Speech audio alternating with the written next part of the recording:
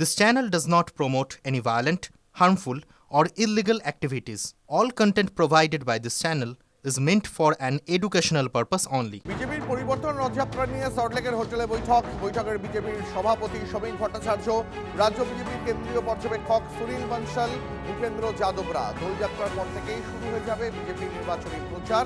10টি বিভাগ থেকে 10টি পরিবর্তন রথযাত্রা পার করার পরিকল্পনা করেছে পদ্ম শিবির। আমাদের প্রতিনিধি প্রদীপ্ত কান্তি আমাদের সঙ্গে রয়েছেন এই মুহূর্তে। প্রদীপ্ত, সল্টলেকের হোটেলে যে বৈঠক চলছে, এখনো পর্যন্ত কি খবর সেখান থেকে বেরিয়ে এলো? দেখো, বৈঠক শুরু হয়েছে মিনিট 15 আগে। এই বৈঠক শুরু হয়েছে এবং বৈঠকে রয়েছেন সমীক ভট্টাচার্য, তার পাশাপাশি এই রাজ্যের বিজেপির কেন্দ্রীয় পর্যবেক্ষক সুনীল বনসাল এবং নির্বাচনী পর্যবেক্ষক হিসাবে যিনি দায়িত্বে রয়েছেন ভূপেন্দ্র যাদব, সহকারী পর্যবেক্ষক বিপ্লব দেবরা। এবং বিজেপি যা স্থির করেছে তাতে তাদের যে সাংগঠনিকভাবে 10টি বিভাগ রয়েছে, কলকাতা মহানগর জোন, উত্তর 24 পরগনা বিভাগ, দক্ষিণ 24 পরগনা বিভাগ, বর্ধমান বিভাগ, পুরুলিয়া বিভাগ, এই ধরনের যে বিভাগগুলো রয়েছে, মোট 10টি বিভাগ, সেখান থেকে এই রথগুলো বেরোবে। এবং তার মধ্যে তারা আরও একটি পরিকল্পনা করছে যে এই রথের ক্ষেত্রে তারা শিলিগুড়িতে যেমনভাবে প্রধানমন্ত্রীকে সামনে রেখে সভা করবেন, ঠিক একইভাবে ব্রিগেডেও তারা সভা করবেন মার্চ মাসে।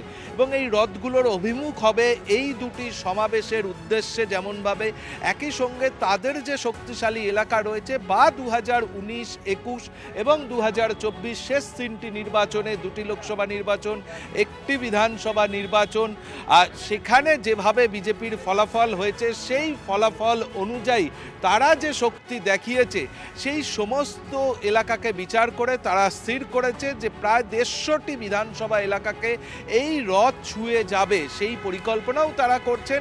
এবং সেক্ষেত্রে তারা কতদূর এগোতে পারবে, জনসংযোগে কীভাবে জোর দেওয়া হবে, এই রথগুলো কতটা সাধারণ মানুষের কাছে কিভাবে পৌঁছে দেওয়া যায়, তার মাধ্যমে ভোট প্রচার কীভাবে সামলানো যায়, এই সমস্ত বিষয়, পুঙ্খানুপুঙ্খ বিষয় নিয়ে এই মুহূর্তে আলোচনা চলছে। এবং সেখান থেকেই রূপরেখা স্থির করে দেবেন সুনীল বনসাল, ভূপেন্দ্র যাদব, বিপ্লব দেবরা। এবং সেই অনুযায়ী এই রথযাত্রা যাবে বলেই আমরা জানতে পারছি বিজেপি সূত্রে। এবং দোলযাত্রার পর অর্থাৎ মার্চ মাসের প্রথম সপ্তাহ থেকেই এই রাজ্যে পুরোপুরিভাবে নির্বাচনী প্রচারে ঝাঁপিয়ে পড়বে তারা।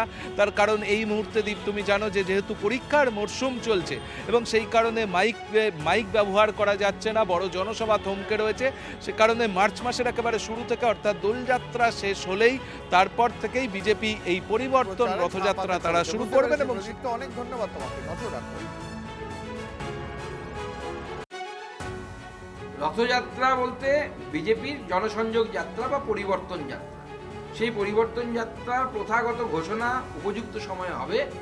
আপনারা অপেক্ষা করুন। তার আগে আমরা 9টি বিভাগ যে আমাদের আছে, 9টি বিভাগে 10টি বিভাগ আছে, 9টি বিভাগে 9টি আমাদের সভা হবে। সেখানে আমাদের কেন্দ্রীয় নেতৃত্ব আসবে, নীতিন গাডকারি থেকে শুরু করে অমিত শাহজি থেকে শুরু করে, তারা 9টি সভা করবে। রথযাত্রাটা ভারতবর্ষে খালি হিন্দুত্ব না, জনসম্পর্কের মাধ্যম। এটা সব রাজ্যে দেখুন, সব পার্টি করে ইলেকশন আগে, তো বিজেপিও করে এসছে। হ্যাঁ, রথের এটা গরিমা আছে আমাদের দেশে, রথ শব্দের সঙ্গে মানুষ যুক্ত হয়, বহু মানুষ দেখতে আসে। সেই জন্য এই যে যাত্রা, এটা পরিবর্তন যাত্রা হবে, মানুষের কাছে মেসেজ পৌঁছে দেওয়া, দেশে বাংলায় পরিবর্তন করুন, মোদিজির বার্তা আমরা পৌঁছে দেবো। ওটা ওনাদের বিদায় যাত্রা, ওনাদের আর রথযাত্রা নয়, ওটা ওনাদের বিদায় যাত্রা। তার কারণ হচ্ছে মানুষের সঙ্গে জনসংযোগটা সারা বছরে, শীত, গ্রীষ্ম, বর্ষা, মমতা বন্দ্যোপাধ্যায়ের নেতৃত্বে তৃণমূল কংগ্রেসের মামাটি মানুষ সরকার ভরসা। এরা বাংলার টাকা দেবে না, 100 দিনের টাকা দেবে না, আবাসের টাকা দেবে না। বাংলার মানুষ এদের টোটালি রিজেক্ট করবেন। এই গোষ্ঠীদ্বন্দ্বে দীর্ণ বিজেপি, সংগঠনহীন বঙ্গ বিরোধী বিজেপি, যারা BLA 2 পর্যন্ত দিতে পারে না, তাদের আবার রথযাত্রা, গরুর গাড়ির হেডলাইন। জনসংযোগে নয়া পরিকল্পনা বঙ্গ বিজেপির যুব মোর্চার। বিজেপি যুব মোর্চার তরফে যুব আড্ডা কর্মসূচি নেওয়া হচ্ছে। আগামী 25শে ফেব্রুয়ারি পর্যন্ত চলবে কর্মসূচি। প্রতিটি বিধানসভা কেন্দ্রে 30টি জায়গায় 20 থেকে 25 জন যুব মোর্চার কর্মী সমর্থক চা চক্রের আকারে করবে জনসংযোগ। কেন্দ্রীয় নেতাদের এনে সভা করবে বঙ্গ বিজেপি। রাজ্য বিজেপির সাংগঠনিক 9টি বিভাগে এই সভাগুলি হবে। আমরা যুবকদের কাছে যাবো, আমাদের যুব মোর্চার নেতৃত্ব, আমরা যুবকদেরকে বোঝাবো। আমরা প্রথমে দেখুন, আমাদের স্ট্যান্ড খুব ক্লিয়ার। মুখ্যমন্ত্রী যুব ভাতা দেবে বলেছে। আমরা বলছি সব যুবককে যে আপনারা অ্যাপ্লাই করুন, সবার একে বলছি আপনারা অ্যাপ্লাই করুন, সমস্ত যুবকদেরকে। কারণ মুখ্যমন্ত্রীর ওটা পৈতৃক সম্পত্তি নয়, ট্যাক্স থেকে, আমাদের দেওয়া ট্যাক্স থেকে আপনারা যে পোস্ট অফিসে টাকা রাখেন, ফিক্সড ডিপোজিট করেন, বা যেটা যাদেরকে আমরা বলি হচ্ছে স্বল্প সঞ্চয় যোজনা, কিষাণ বিকাশ পেত, আমার বাড়ির লোকে করে, আমার মা করতেন, সেই টাকা রাজ্য সরকারের কাছে যায়।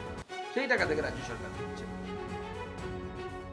সারা দেশে বেকারত্ব বাড়ছে, বাংলায় কর্মসংস্থান বাড়ছে, কিন্তু তার মধ্যেও যুবদের একটা খরচা থাকে। যারা এখনো পুরো চাকরি পায়নি, নানা ধরনের যাতায়াত, ফর্ম পরীক্ষা দেয়া, সেখানে অভিভাবকের মতো মমতাদি পাশে দাঁড়িয়েছেন, সবাই সাড়া দিচ্ছেন, বিজেপির গাত্র দেওয়া হচ্ছে। এবার তো তোমরা তো বছরে 2 কোটি চাকরি দেবে বলেছিলে, তো 14 থেকে 26, 12 বছর 24 কোটি চাকরি কই? উল্টে কেন্দ্রের আর্থিক নীতিতে আরো বেকার তৈরি হচ্ছে। আর যুবদের আড্ডা বিজেপি যদি বলে, যাদের লোক নেই, বুথে লোক নেই, তারা কিসের আড্ডা করবে? ওই ট্যাক্সি করে গিয়ে 4টে লোক এক চায়ের দোকানে বসে ছবি দেবে কয়েকটা এলাকায়, এই তো। এর সঙ্গে পাড়ার মানুষের কোনো সম্পর্ক নেই। বঙ্গ সফরের আগেই অমিত শাহের দরবারে শুভেন্দু অধিকারী। কেন্দ্রীয় স্বরাষ্ট্রমন্ত্রীর বাসভবনে বিরোধী দলনেতার প্রায় 8 ঘন্টার বৈঠক। বিধানসভা নির্বাচনের রণকৌশল সহ বিভিন্ন বিষয় নিয়ে দুজনের কথা হয়েছে বলেই সূত্রের খবর।